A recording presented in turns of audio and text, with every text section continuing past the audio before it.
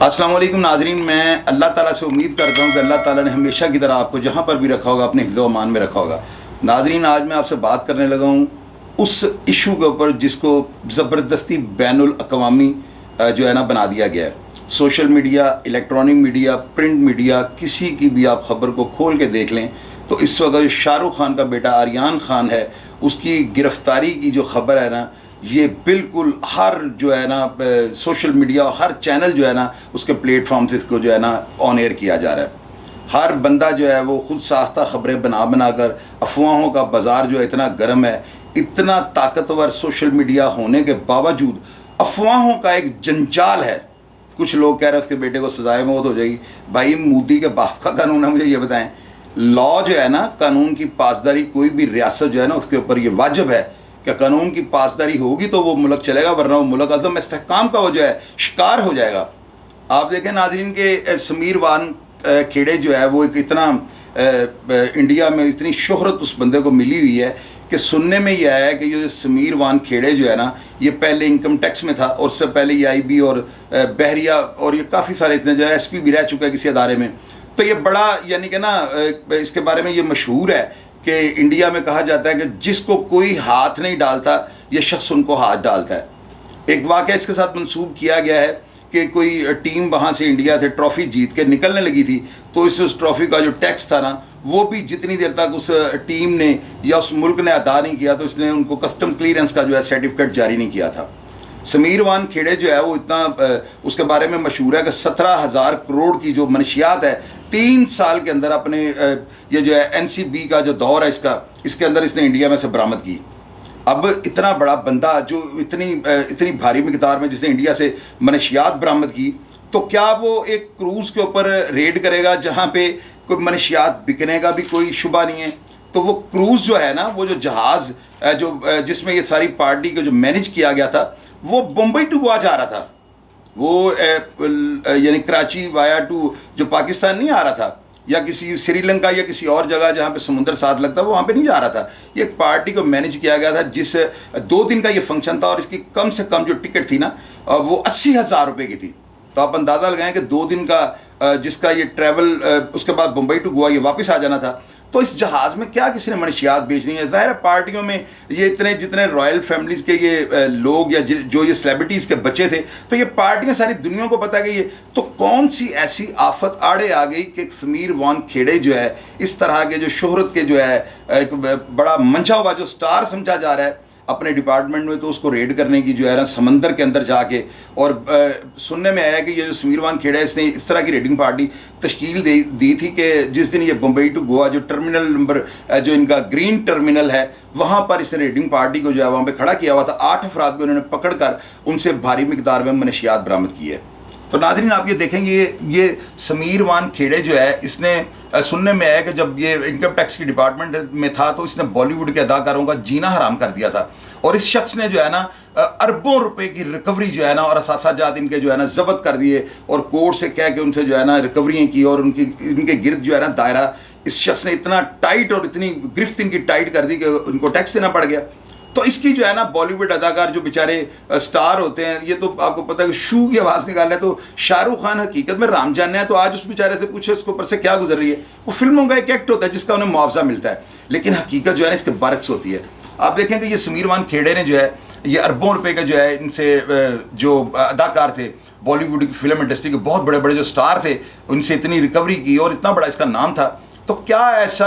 इनको क्या मुखबर ख़ास ने इनको इन्फॉर्मेशन दे दी कि इनको क्रूज़ के अंदर जो है वहाँ की CIA और बहरिया को साथ लेके इनको ऑपरेशन करना पड़ गया। और सुनने में यह है कि जिस वक्त रेडिंग पार्टी वहाँ पे रेड करती है तो 22 अफराद जो थे ना, इन्होंने पहले से जो NCB के जो नुमाइंदे थे या उनके अहलकार थे, उन्होंने टिकटें जो ऑनलाइन परचेज़ की हुई थी। और जहाज़ के अंदर जो है ना जिस वक्त ये रेड होता है और जहाज़ को लाइट्स के ज़रिए इंडिकेट किया जाता है कि तुम बिल्कुल रोक लो अपने आप को, कि एमरजेंसी लाइटें ऑन कर दी जाती हैं, तो जिस वक्त NCB का जो समीर वान खेड़े अपनी रेडिंग पार्टी को लेकर जब क्रूज़ के अंदर आता है तो नाजरीन फिर क्या होता है? फिर जैसे फिल्मों में होता है, फिर वहाँ पर हू का आलम हो गया। और यही बात अभी तक सोशल मीडिया पर रिपोर्टिंग हो रही है और इसी की मैं तायीद करूँगा, क्योंकि जो ज़्यादा अफराद बात करें उसमें सच्चाई ज़्यादा होती है। मेरे सुनने में ये आया और देखने में ये आ रहा है कि वो समीर वान खेड़े ने वहाँ पे बावाज़ बुलंद आवाज़ दी, जो शख्स जहाँ पर खड़ा है ये अपनी पोजीशन को ना छोड़े, जो खड़ा है वो खड़ा रहे और जो बैठा है वो बैठा रहे। इस पोजीशन में तमाम लोगों को हरास करके और उन सब की तलाशी ली गई। ज़ाहिर है जो 22 इनके जो अहलकार पहले से जहाज़ में जो सफ़र कर रहे थे वो सारी मुहरक़ात को नोट कर रहे थे, कौन शख्स यहाँ पे ड्रग्स ले रहा है, कौन कोकीन का इस्तेमाल कर रहा है, कौन पेप्रोनार्फिन का इस्तेमाल कर रहा है, कौन जो है यहाँ पे चरस पी रहा है, कौन मरवाना पी रहा है। ये मुख्तलिफ़ किस्म के नशे, ज़ाहिर है हर बंदा वहाँ पे सेलिब्रिटीज़ के बच्चे थे। अगर इन लोगों ने ये काम नहीं करने, क्या आपके और मेरे बच्चों ने ये काम करने हैं? आप ये देखें जिस जहाज़ में ये सारा फंक्शन मैनेज किया गया ना नाजरीन, वो जहाज़ जो है ना उसके अंदर मल्टी नेशन कंपनियों की जो ना वो ब्रांड जो था ना लॉन्चिंग की तकरीब भी थी उसके अंदर ना, जहाँ पे इतनी सेलिब्रिटीज़ को उनको शो करके तो ब्रांड की जो है उन्होंने नुमाइश करनी थी। इसके अलावा उस क्रूज़ के अंदर, उस जहाज़ के अंदर जो है ना बाकायदा तौर पे देसी और प्रदेसी, मुल्क से और बैरून मुल्क से जितने भी डीजे थे उन्होंने अपनी नुमाइश करने के लिए और अपने प्रोग्राम्स के लिए उसके अंदर बाकायदा तौर पे उन्होंने हिस्सा लिया हुआ था। यानी एक हाई लेवल की जिसे कहते हैं ना वो पार्टी थी। समीर वानखेड़े जब वहाँ पर रेड करता है, आर्यन खान और अरबाज मर्चेंट जब ये अरेस्ट होते हैं ना, तो इनकी वहाँ पर भी वीडियो बन जाती है कि बीजेपी के नुमाइंदे जो है इनको गिरफ्तार करके ले जा रहे हैं। और अब कुछ लोग ये कहते हैं कि वो फरदात के जो बरामदगी के जो प्राइवेट गवाह होते हैं वो थे। अच्छा, अगर ये प्राइवेट गवाह थे तो आप ये देखें थाने के अंदर ये जो तस्वीर सेल्फी वायरल हुई है, ये पीछे जो मेरा कैमरा आपको दिखा रहा है, तो क्या ये तस्वीर ये नुमाइंदे वहाँ पे जाकर सेल्फी बनवाते रहे? और ये किस कानून के तहत जो है ना एनसीबी के ऑफिस जाते हैं और उसी दिन उन्हीं कपड़ों में ये शाहरुख खान का बेटा बैठा हुआ है और ये सेल्फियाँ बन रही हैं? ये चीज़ जो है ना एक सवालिया निशान है अदारों की कारकर्दगी है। और दूसरी बात यह है कि आप ये देखें कि ये समीर वानखेड़े जो है ये इतना एक नाम वाला और इतना बड़ा ये एक ऑफिसर है, तो इस बंदे ने एक सेलिब्रिटीज़ के बच्चों को मेरी नज़र में तो सिर्फ गंदा करने के लिए और किसी दहशतगर्द जो हिंदू इंतहा पसंद कोई तंजीम है उसकी जो है ना पुष्टपनाही के ऊपर या नरेंद्र मोदी के कहने के ऊपर इसने शाहरुख खान को, क्योंकि शाहरुख खान भी जो है ना उसके कुछ बयानात जो है सोशल मीडिया पे सामने आ रहे थे जिसमें वो कह रहा था कि हिंदुस्तान जो है ना अदम तहफ़्फ़ुज़ का शिकार है और ये अब रहने के काबिल नहीं। तो ये सारी बातें और ये इसकी जो चंद वीडियो जो इंडिया में जो फिल्में बनी हैं, पठान और इस तरह की जो फिल्में हैं, उनमें वाज़ह तौर पे देखा जा रहा है कि वो किस तरह से मुसलमानों की जो है ना उनको जो है ना डिफेंड कर रहा है और इस्लाम को जो है वो डिफेंड करने की कोशिश कर रहा है। ये सारी चीज़ें जो है ना बीजेपी जो शिद्दत पसंद जो है इंडिया की जो एक ऑर्गेनाइजेशन है उनको नागवार गुजर रही थी। और आपको पता है कि इंडिया में ज़्यादातर जो है ना मामला को बीजेपी ही देखती है। ये भारतीय जो जनता पार्टी है और इसका बहुत ज़्यादा जोर है इंडिया में और ये मोदी की पार्टी है। नाजरीन आप ये देखें, बीजेपी लीडर जो है प्राची, उसने ये कहा था कि शाहरुख खान जो है ना पाकिस्तान का एजेंट है। इंडिया का कैलाश विजय जो था ना, इसने जो शाहरुख खान को है ना उसको दाऊद इब्राहिम जो इंडिया में खौफ और दहशत की अलामत और वो किसी मुल्क में जाके वो पनाह गुज़ीन है और वो इंडिया में हेडमनी वाला वो जो बंदा है उसके साथ दाऊद इब्राहिम के साथ मिला दिया। और आज जो उत्तर प्रदेश की जो सीएम की पोस्ट पे बैठा हुआ आदित्यनाथ है, उसने बयान दिया है कि शाहरुख खान जो है ना पाकिस्तान का हाफिज सईद है। कुछ अरसा से ये सारी चीज़ें नोट की जा रही थी और सोशल मीडिया भी हमें अवेयरनेस देने की कोशिश कर रहा था कि सारा मनफी प्रोपेगेंडा शाहरुख खान के ख़िलाफ़ कोई 3, 4, 5 माह से बड़ी तेज़ी पकड़ गया था। और आज देखें कि शाहरुख खान के बेटे की जो गिरफ्तारी का मामला है, इसके पीछे मेरे अंदाजे के मुताबिक 2 मुहरक़ात हैं। एक तो ये कि शाहरुख खान को अंडर प्रेशर करके हिंदुस्तान छुड़वाने की जो है ये मेरी नज़र में प्लानिंग की जा रही है। और इसके बाद जो है ना अगर शाहरुख खान को ये ख्वार करने में या इंडिया छुड़वाने में कामयाब हो जाते हैं तो डेफिनेटली उसके बाद सलमान खान की बारी आएगी, फिर उसके बाद आमिर खान की बारी आएगी। आप ये देखें नाजरीन, ओमपुरी जब पाकिस्तान आता है तो पाकिस्तान से वापस जाने के बाद वो इंडिया के वाघा बॉर्डर के ऊपर ना पाकिस्तान के नारे लगाता है और पाकिस्तान के बारे में बड़े अच्छे ख्यालात का इजहार करता है। नतीजा क्या निकला? ओमपुरी की लाश किसी कमरे से बरामद हुई।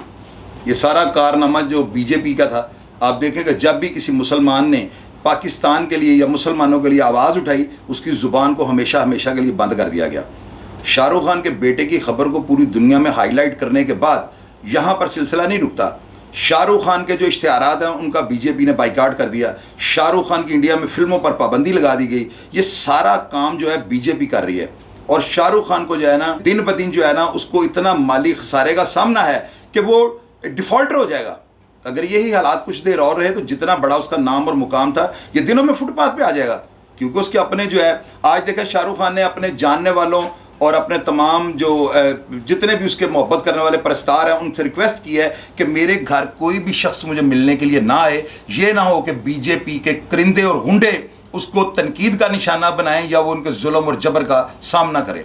नाजरीन, आप ये देखें कि इंडिया की जो आर्ट मूवीज़ की जो एक लेजेंड है शबाना आज़मी, उसने एक बयान दिया था कि मैं इंडिया में बॉम्बे के अंदर एक फ़्लैट ख़रीदना चाहती थी और मुझे सिर्फ इस वजह से मालकाना हकूक़ पे वो फ्लैट नहीं बेचा गया क्योंकि मैं एक मुसलमान थी। नाजरीन, आप पीछे मेरे पर्दे स्क्रीन पे देखेंगे आर्यान खान जो है ना जेल के अंदर बैठा हुआ है, और ये देखें पीछे मेरे व्हाट्सएप पे ही अपनी वालदा के साथ गौरी खान और शाहरुख खान के साथ बात कर रहा है। और ये देखें कि पीछे जो तस्वीरें मैं आपको दिखा रहा हूँ इसमें इसकी पार्टी की जो फ्रेंड्स हैं, ज़ाहिर है सेलिब्रिटीज़ की कई लड़के और लड़कियां इनकी फ्रेंड्स होती हैं, लोग इनकी एक झलक देखने के लिए जान तक देने की हद तक जाते हैं। वो शाहरुख खान का बेटा था, ब्रीड इतनी बड़ी थी कि इसके लिए लोगों का जमे गफ़ीर हो जाना कोई इतनी बड़ी बात नहीं थी। हो सकता है ये बच्चा ड्रग्स भी लेता हो, लेकिन यार इस केस को इतना ज़्यादा हाईलाइट करना और इसके पीछे कुछ मुहरकत ये भी लगती हैं कि आपको पता है कि जो पंजाब के अंदर, इंडिया के अंदर जो फसादात, जो किसानों का जो चल रहा है, जो वहाँ पे नाज़रीन कत्लेआम हो रहा है, लेकिन इस खबर को दबाने के लिए जो है ना 6 जो हिंदुस्तान के सिख थे ना किसान, उनको इन्होंने अपनी बख्तरबंद गाड़ियों के नीचे दे के रोन दिया और कुचल दिया। तो उस इतनी बड़ी खबर को जो है ना इंडिया में और इंडिया से बाहर जाने से रोकने के लिए शाहरुख खान के बेटे को जो है ना एक बस 400-500 जो मुख्तलिफ़ किस्म की मनशियात है, जिसमें नारफीन है, जिसमें कोकीन है, जिसमें हेरोइन है, जिसमें चरस गांजा, जिसमें मरवाना, इस तरह के जो नशे हैं ना, कुछ इंजेक्ट किए जाते हैं, कुछ स्निफ किया जाता है और कुछ को जो है सिगरेट के ज़रिए लिया जाता है। तो उनकी इतनी थोड़ी सी मिकदार का बरामद हो जाना, उस जहाज़ में 1800 लोगों की सीटिंग कैपेसिटी है, और ठीक है मैं मानता हूँ कि वो जहाज़ के अंदर से मनशियात इनको बरामद हुई होगी, लेकिन यार इतनी ज़्यादा तो मनशियात नहीं। बम्बई टू गोवा 2 दिन की फ़्लाइट है, उस जहाज़ में 1800 अफराद तो नहीं होंगे, ज़ाहिर है 500-700 800 हज़ार बंदा होगा, और 1000 बंदे ने अगर 2 दिन में मनशियात अगर पी भी होगी तो कितनी पी होगी। तो ये जो है ये समीर वान खेड़े जैसे अफसरों को वहाँ पे रेडिंग पार्टी दे के भेज देना, समुंदर के अंदर शिप को रोक लेना, ये सारी बातें जो है ना इनकी बोगस और इनकी जो है ना खुद साख्ता जो है ना रेड को जो है ना इसका खुला सबूत है, हर चीज़ आपके सामने है। और नाज़रीन, आज आपको एक चीज़ मैं क्लियर करता हूँ, आपको शायद याद हो, मैं याददाश्त के दहाने में आपको बताना चाहता हूँ, 1988 में फिल्म आई थी क़यामत से क़यामत तक, जिसमें जूही चावला और आमिर खान थे। ये लव स्टोरियों का एक ट्रेंड चेंज हुआ था ना 88 में। इसके बाद आप देखें 89 में जो है ना सलमान खान की फिल्म आई थी मैंने प्यार किया, और 92 में जो शाहरुख खान ने इसकी फिल्म पहली रिलीज़ हुई थी दीवाना, जिसमें ऋषि कपूर और जिसमें देविया भारती और जिसमें शाहरुख खान था। आप देखें कि शाहरुख खान जो है ना तनकीद का ये निशाना बना जब ये इंडस्ट्री में आया। हेमा मालिनी अपनी फिल्म में साइन करने के लिए शाहरुख खान को बुलाया, पता लगा जी एक लड़का है, उसमें बड़ा टैलेंट है, बोलने में वो दिलीप कुमार की कॉपी करता है। तो हेमा मालिनी को बड़ी उसकी ना कहानियाँ सुनाई गई। तो जब हेमा मालिनी जो है फिल्म के सेट पे आई है ना, तो उन्होंने शाहरुख खान की शक्ल देख के तो शाहरुख खान को बुरा तो नहीं कहा, लेकिन उन्होंने सिर्फ इतना कहा कि इस लड़के को फ़िलहाल यहाँ से भेजो ना, तो मैं आपसे बात करती। तो बाद में उन्होंने सारे अपने स्टाफ की इतनी खिंचाई की कि मैं आपको बता नहीं सकता हूँ कि ये लड़का या ये जोकर है, यानी कि इसके बाल और इस तरह ये गांव से एक्टर बनने आ गया था। उसके बाद आप ये देखें कि जूही चावला के साथ राजू बन गया जेंटलमैन, इसकी फिल्म आई थी, उसमें जूही चावला इससे उम्र में बड़ी थी, और जूही चावला की इतनी टॉप की मूवी वो क़यामत से क़यामत तक जो है पहले आ चुकी थी, और वो उस फिल्म की वजह से वो फ़न की जो है ना फ़िज़ाओं में जाके वो जो है ना उसने अपना लोहा मनवाया, और उसने अपनी एक फिल्म की इतनी भारी उड़ान से जो है ना बॉलीवुड पर राज शुरू कर दिया। अब 3-4 साल बाद जब ये शाहरुख खान एंटर होता है, तो उसके बाद ये इसकी फिल्म जो दीवाना आती है, उसके बाद राजू बन गया जेंटलमैन फिल्म में जूही चावला को जब सेट पे बुलाया गया और उसे कहा गया जी एक लड़का जी बड़ा उसके अंदर टैलेंट है, आप जब उसे देखेंगे तो आप खुश हो जाएंगे और आप कहेंगे वाकई मेरे मुकाबिल जो है ना बिल्कुल एक बड़ा ज़बरदस्त हीरो खड़ा है। तो जूही चावला ने इसको देखते ही सारी ना नाक चढ़ाया था और उसने कहा था ये लड़का मेरे साथ हीरो आएगा। लेकिन अल्लाह ताला किसी को भी किसी भी वक्त अपनी किसी भी बात से नवाज सकता है। इसमें खुदा जो है वो फाइनल जो है अल्लाह ताला के पास सारे मामलात होते हैं, वो अल्लाह ताला का सारा किया धरा होता है। तो नाजरीन आप ये देखें कि शाहरुख खान जो है ना उस राजू बन का जेंटलमैन में जूही चावला ने फेल किया, पहले इसको हेमा मालिनी ने फेल किया, लेकिन आज वो जो है ना बॉलीवुड का जो है ना किंग खान कहलवाता है। या सलमान खान जो है भाईजान कहलवाता है और आमिर खान जो है सुल्तान खान कहलाता है। तो नाज़रीन आप ये देखें 3 मुसलमान हीरो ने जो है ना जिन्होंने 88, 89 और 92 में इंडस्ट्री में कदम रखा, आज इनकी एक ज़ुबान पे इनके चाहने वाले सर कटाने तक जाते हैं।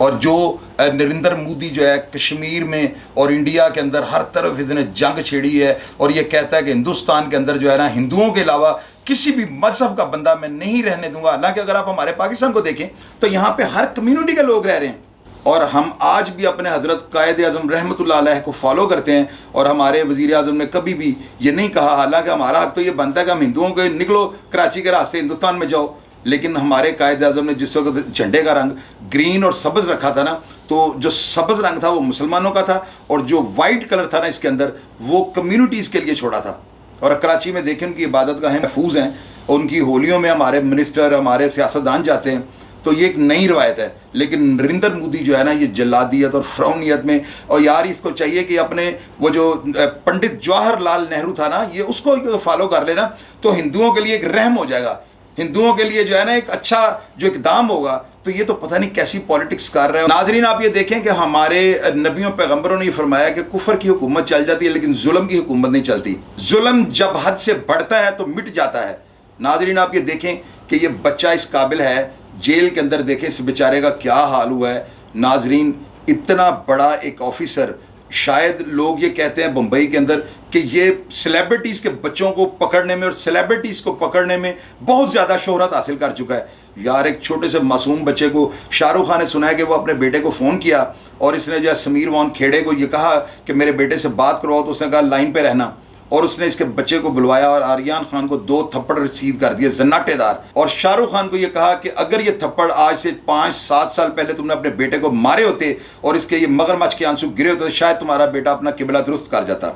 तो मुझे आप ये बताएं कि शाहरुख खान जैसी सेलिब्रिटी के साथ और उसके बच्चे के साथ एक छोटे से जुर्म पे वार्न करके भी उसे छोड़ा जा सकता था। उस बच्चे के लिए जो बच्चा सोने के चम्मच और चांदी की कुर्सियों पे बैठ के खाने वाला था, उसके लिए तो एक रात थाने में रहना ही काफ़ी था।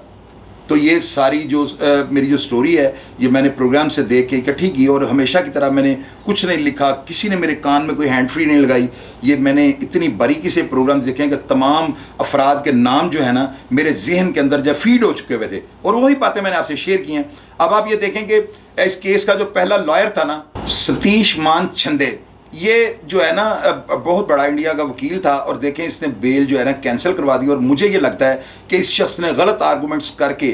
बीजेपी के प्रेशर में आकर शाहरुख खान के बेटे की जो बेल है वो कैंसिल करवा दी ताकि ये हाई कोर्ट में जाए या इससे अगली कोर्ट में जाए। और दूसरी बेल जो स्पेशल कोर्ट जो थी नार्कोटिक्स की जो अदालत थी वहाँ से भी खारिज करवा दी। अब उसकी बेल जो है और 20 अक्टूबर तक के लिए उसका फैसला जो है इंडिया की सेशन कोर्ट में महफूज कर लिया गया है। नाजरीन आप ये देखें कि ये इतना कोई इशू नहीं है, ये कोई इतनी ज़्यादा नार्कोटिक्स की बरामदगी नहीं है कि इस खबर को इतनी ज़्यादा मीडिया पे कवरेज दी जाए। आप देखें कि इनके तमाम जो है रिपोर्टर चीख चीख के आर्यन खान, गौरी खान और शाहरुख खान, इनको और काम ही कोई नहीं। ये क्या है? ये कुछ तो है जिसकी पर्दादारी है, कुछ तो है जिसकी पर्दादारी है। तो नाजरीन मैं जो मेरे पास नॉलेज था, जो मेरे पास मैंने चूँकि ये मामला लाइफ में देखे हुए हैं, मुझे पता है कि शाहरुख खान के बेटे को और शाहरुख खान को जो है ना उसको सिर्फ जो है ना प्रेशराइज़ किया जा रहा है कि वो बीजेपी के मुतालबात को मानकर मुसलमानों के हक में अपनी लब कुशाई को हमेशा के लिए जो है ना बंद कर दे। ये उसकी जो है ना हर इंसान को अपनी राय के इजहार का हक जो है ना हासिल होता है, ख्वाह वो कोई भी मुल्क हो, लेकिन ये मुसलमानों की आवाज़ को नहीं बल्कि मुसलमानों को सफ़ाए हस्ती से ख़त्म करने के लिए एक बहुत ज़्यादा खौफनाक साजिश की जा रही है। जो आप तरतीब से देख रहे हैं कि नरेंद्र मोदी के अंदर मुसलमानों के बारे में जो है ना कोड भरता जा रहा है। अब मैं नहीं जानता कि ये जो है ये जो छोटा सा इवेंट था जिसको इतना बड़ा हाईलाइट करके बना दिया गया है, इसका नतीजा क्या निकलेगा। शाहरुख खान के बेटे की 2 दफ़ा उस वकील ने बेल कैंसिल करवाई, तो इसके बाद शाहरुख खान ने सलमान खान के कहने पर उसका जो वकील अमित डिसाई था जिसने काला हिरण शिकार केस में सलमान खान को बेल पे रिलीज़ करवाया, उसको अपना वकील कर लिया था। और सुना है कि उसने सेशन कोर्ट इंडिया की जो अदालत है वहाँ पर बहस कर दिया और इस केस का फैसला जो है 20 तारीख तक के लिए महफूज कर लिया गया है। नादरीन मुझे नहीं लगता कि इसको जो है बेल मिलेगी, और मुझे इस चीज़ का भी यकीन है कि अगर बीजेपी वहाँ पे इतनी ताकतवर ऑर्गेनाइजेशन और एक जो दहशतगर्द तंजीम बनी हुई है, मेरा नहीं ज़हन मानता कि वो वकील भी उनके प्रेशर में नहीं आएगा। शायद उसने भी कोई इस तरह की अदालत के साथ साजबाज करके जो है उसके बेटे की बेल कैंसिल करवा दें। इस हरकत के बाद शाहरुख खान पर मज़ीद दबाव जो है ना बढ़ जाएगा। आप देखें ना नाजरीन कि इतनी बड़ी एक शख्सियत है, इंडिया में नहीं पूरी दुनिया के अंदर शाहरुख खान के चाहने वाले जो है ना करोड़ों लाखों अरबों में परस्तार हैं। तो आप ये देखें इतने बड़े शख्स को जो है किस तरह ये घुटनों बल लिया है, और नरेंद्र मोदी की जो पॉलिसी है पता नहीं अब ये किस हद तक कामयाब होती है। मेरे पास जो बातें थी मैंने आपसे शेयर की, आपको बातें सुन के अगर मेरी बात समझ आई हो और आप अपनी कोई भी राय इस प्रोग्राम के मुतालिक मुझे देनी चाहें, या आप अगर आपको मेरा ये इंटरनेशनल इशू पे बात करना अच्छा लगो तो कमेंट बॉक्स में मेरी राय से इत्तफाक कीजिएगा। अगर मेरी किसी बात से इख्तलाफ हो तो कमेंट बॉक्स में आइएगा, मैं आपकी बात का जवाब देने का भरपूर हौसला रखता हूँ और कोशिश करूँगा। अपना ख्याल रखिएगा। मेरा पाकिस्तान जिंदाबाद।